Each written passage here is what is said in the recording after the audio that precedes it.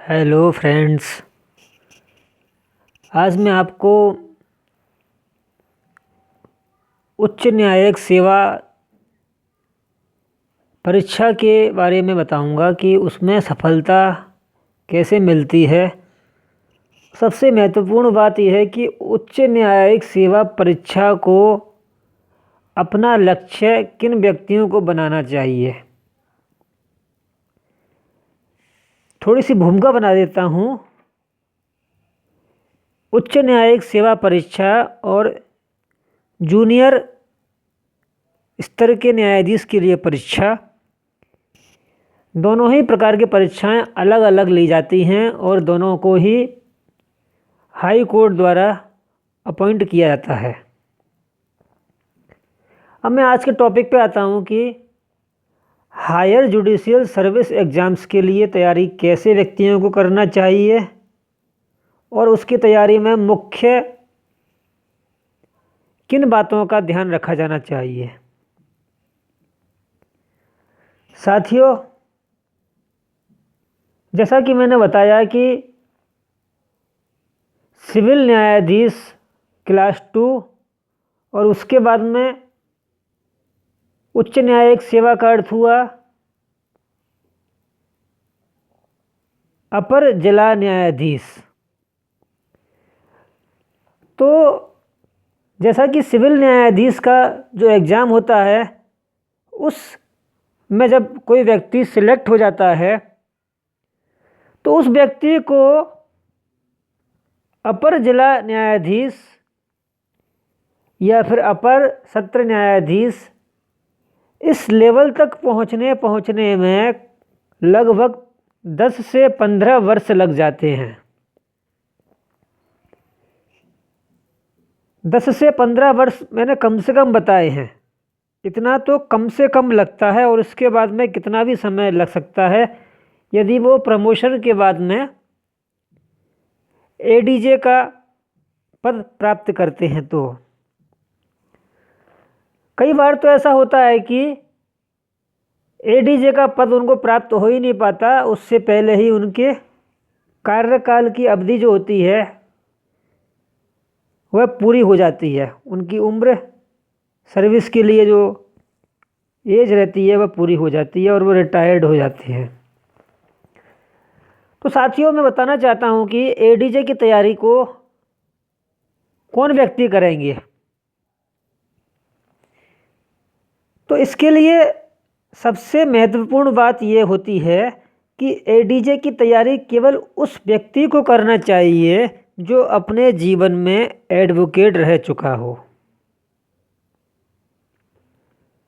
देखो, मैं आपको वो चीज़ बता रहा हूं जो धरातल वाली बात है। एडीजे के लिए सबसे महत्वपूर्ण बात कौन सी होती है कि वह अपने जीवन में एडवोकेट रह चुका हो, जिसने कि वास्तव में प्रैक्टिस की हो, चाहे वह सिविल नेचर की प्रैक्टिस की हो चाहे क्रिमिनल फील्ड में प्रैक्टिस की हो। उसने कहीं भी प्रैक्टिस की हो लेकिन उसके पास में असल में अनुभव होना चाहिए। वह कम से कम 7 वर्षों तक बतौर अभिभाषक दिन प्रतिदिन न्यायालय में उपस्थित रहा हो और मामलों की पैरवी करता रहा हो। अक्सर ये देखने में आया है कि वह व्यक्ति जो सिविल जज एग्ज़ाम में क्वालिफाई ना कर पाया हो, अपने लिए वह एडीजे का विकल्प सोचता है। तो ऐसे व्यक्तियों को सफलता मिलना थोड़ा सा, मैं असफल कोई बात नहीं बोलूँगा, लेकिन जो बात बिल्कुल फैक्चुअल बात है और यथार्थ पर निर्भर बात है वह बताऊँगा कि सफलता उसी के कदम चूमती है जिसके पास में पर्याप्त योग्यताएं होती हैं। पर्याप्त योग्यताओं के लिए एडीजे के व्यक्ति को क्या चाहिए कि वह लगातार तैयारी करता रहा हो। लगातार माने कि जैसे ही उसने एलएलबी पास किया हुआ था उसके बाद में वह लगातार तैयारी करता रहा हो। और दूसरी बात क्या है, वह लगातार 7 वर्षों तक उसने विधि व्यवसाय भी किया हो। तो ये दोनों बातें ऐसे व्यक्ति के लिए अनिवार्य हो जाती हैं। यदि उसने लगातार 7 वर्षों तक विधि व्यवसाय किया है लेकिन प्रिपरेशन के नाम से उसने कोई पुस्तक को हाथ नहीं लगाया, प्रिपरेशन एक अलग चीज़ हुई, प्रैक्टिस एक अलग चीज़ हुई। प्रैक्टिस में आपको वही सेक्शन रोज़ पढ़ने होते हैं, गिनती के सेक्शंस पर प्रैक्टिस चलती है। सीआरपीसी के गिनती के सेक्शन आपको कंटेस्ट करने होते हैं। आईपीसी के लिए यदि आप क्रिमिनल फील्ड में वकालत करते हैं तो कुछ क्रिमिनल मेजर एक्ट के और कुछ क्रिमिनल माइनर एक्ट के आपको कुछ गिने चुने सेक्शंस याद करने होते हैं, और इस प्रकार से आपकी वकालत एक आप योग्य एडवोकेट माने जाते हो। तो वह प्रैक्टिस वह लगातार करता रहा हो। इसके अलावा वह जैसे कि एस्पिरेंट्स मेहनत कश होकर के तैयारी करते हैं, सिविल जज के लिए तैयारी करते हैं, उस प्रकार से वह लगातार तैयारी भी करता रहा हो। तो यह दोनों चीज़ें एडीजे के लिए आवश्यक होती हैं। अब मैं आगे बताता हूं कि एडीजे के लिए और किन चीज़ों के लिए आवश्यकता होती है और किस प्रकार से एडीजे की तैयारी करना चाहिए कि आपको सफलता 100% मिल ही जाएगी। तो उसके लिए सबसे महत्वपूर्ण तीसरी बात कौन सी आती है कि आप प्रतिदिन हाई कोर्ट और सुप्रीम कोर्ट के द्वारा दिए गए निर्णयों को, जो जजमेंट वो देते हैं, जो महत्वपूर्ण जजमेंट आते हैं, प्रतिदिन जजमेंट आते हैं, प्रतिदिन सुनवाई होती है मामलों की, तो प्रतिदिन जो जजमेंट छपते हैं मेरे सामने, जैसे कि स्क्रीन पर भी दिखाई दे रहा है, द इंडियन लॉ रिपोर्ट्स, तो ये एमपी सीरीज है। तो इस प्रकार से क्या है कि प्रतिदिन जो जजमेंट आते हैं, ऐसे कैंडिडेट को लगातार जजमेंट रीडिंग करना होते हैं, पूरा जजमेंट उसको रीडिंग करना है। ये नहीं है कि उसने केवल हेडलाइंस पढ़ ली और आखिरी में उसने जो कंक्लूजन आया है, कंसिडरेशन लिया है कोर्ट ने, वो पढ़ लिया। उतना पढ़ने से काम नहीं चलेगा।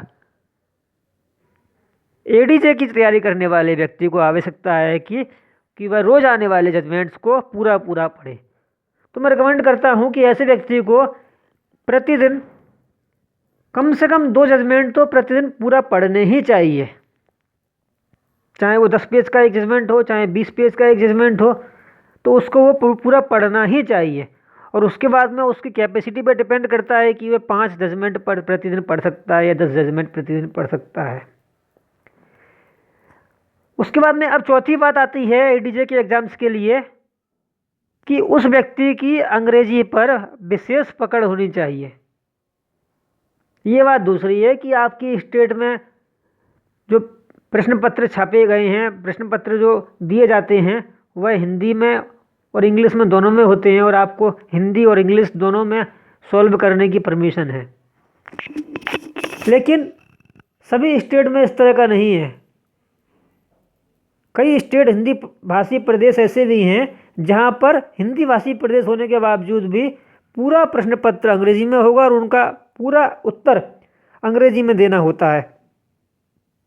मैं इस बात पर इसलिए भी जोर देता हूं क्योंकि हाई कोर्ट का और सुप्रीम कोर्ट की जजमेंट्स आते हैं वह पूरे के पूरे अंग्रेजी में ही होते हैं।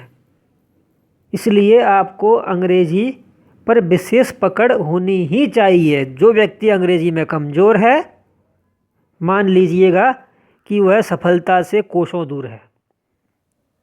उसको मुख्य परीक्षा में उसका मूल्यांकन निश्चित ही कम होने वाला है। साथियों, इसके बाद में एडीजे के लिए जो महत्वपूर्ण बात आती है वह होती है कि आपके पास में एक अपने आप का बनाया हुआ एक नोट्स होना चाहिए जिसमें दिन प्रतिदिन में जो जजमेंट आए हैं, रिसेंटली हर सेक्शन पर जजमेंट आते रहे हैं लगातार, जैसे कि आपने जो प्रैक्टिस की थी, मैंने बताया है कि प्रैक्टिस कुछ गिने चुने सेक्शंस पर ही होती है। तो उन गिने चुने सेक्शंस पर ही समय समय पर नए नए अमेंडमेंट आते हैं, नए नए उनमें जजमेंट आते हैं। तो वो जजमेंट आपको विथ साइटेशन कंटेस्ट करने होंगे और उनके अंदर जो टाइटल है वो भी आपको समझना होगा, देखना होगा। तो ये एक अलग से आपके पास में पढ़ने के लिए हुआ।